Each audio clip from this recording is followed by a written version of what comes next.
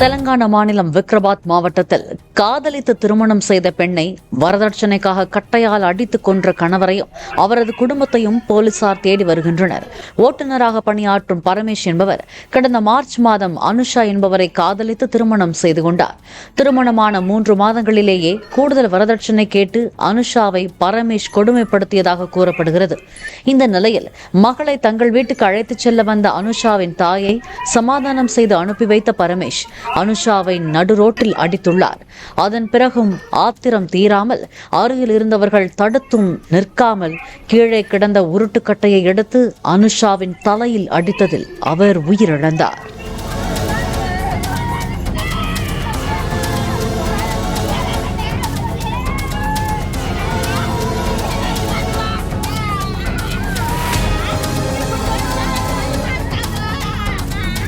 Play store மற்றும் app ஸ்டோரில் இருந்து பாலிமர் செயலியை QR கோடு மூலம் பதிவிறக்கம் செய்யுங்கள்.